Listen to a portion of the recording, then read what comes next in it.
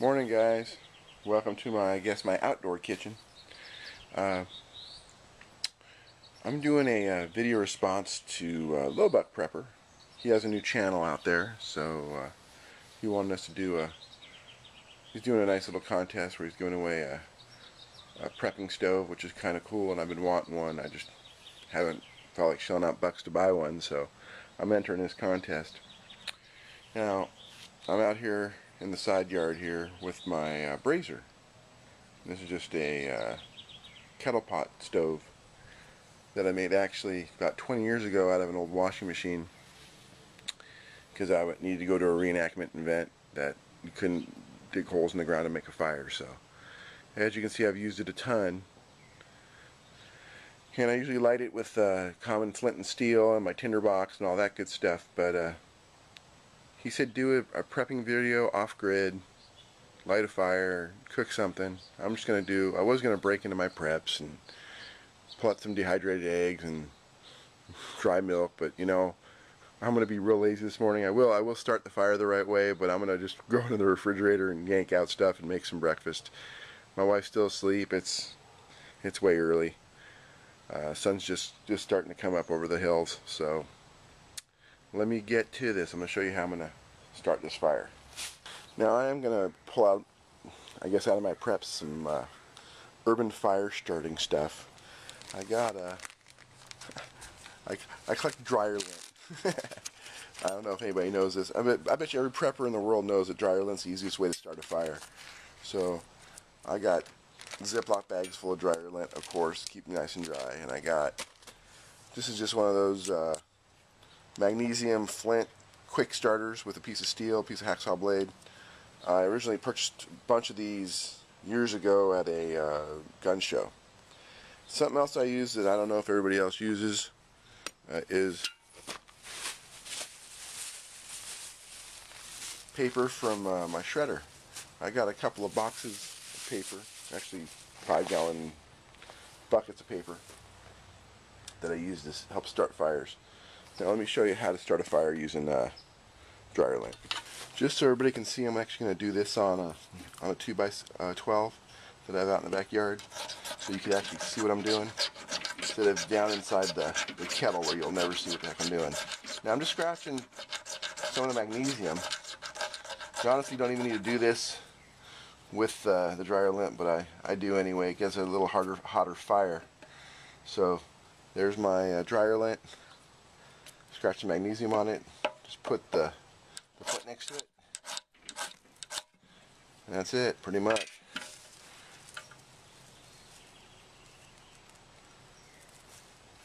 There, started my fire that easy. Here I got a little fire going. I'm just going to throw some more paper on for kindling.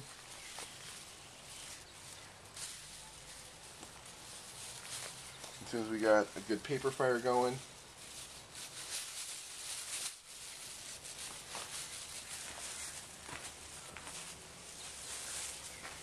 as you can see, I have done this before. My stir stick's a little bit burnt up. Yeah, I got a little fire going. Got a couple of pieces of wood on it. And once this is going, I'll start cooking. So I've been messing around with that fire for about 20 minutes to get it burning pretty good. So it's burning pretty good. Threw some more paper on it. You know, played with it because I didn't use splintered logs. I just used some cedar logs that I had, and they're really full of sap, so they burn pretty good once they get going. So I just got some cast iron, black iron pans sitting on there with some oil in it, just getting hot. As soon as they're good and hot, I'll start cooking. So I'm just making myself a quick breakfast. So what I got is just some scrambled eggs with some spices, some ham, some pieces of cheese, and a good piece of bread that I cut in half and oiled. And I'm going to start cooking it up now.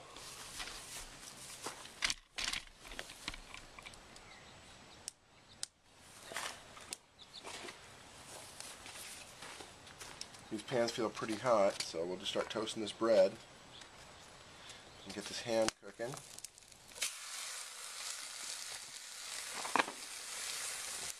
and get these eggs going. They're probably going to cook faster than anything else. Now what I use when I'm off-grid, I go get Panda Express chopsticks, just the cheap wooden chopsticks. Every time I go there, I get a handful of them. This way I don't have to wash any dishes. And these just work great for outdoor cooking.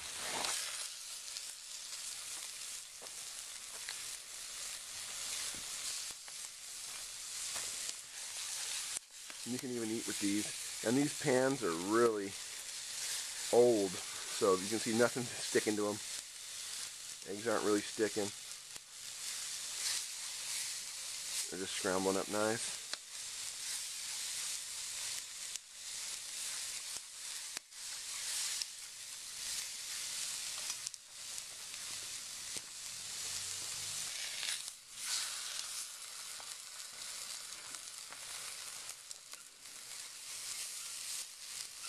See, the eggs are done. Those are all good and all cooked up. Scrambled eggs.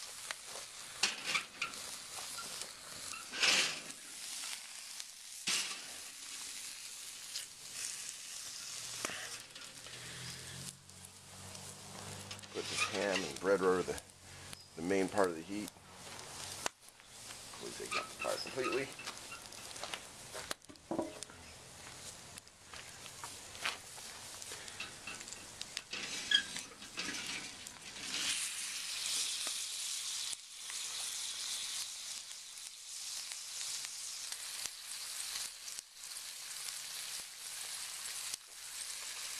Now typically off the grid cooking for me, realistically, this is my backup.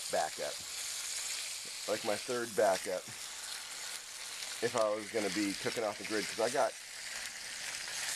I have a gas house. I got like 2 5-gallon containers of propane, and I also have 2 10-gallon containers of propane.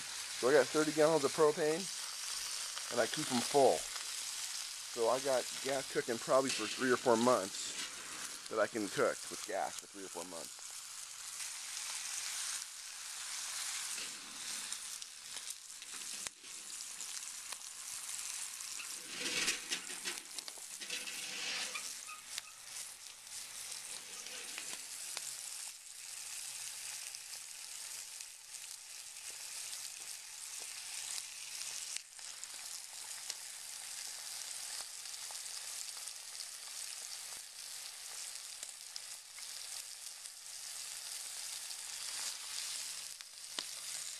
Bread's toasted up really good.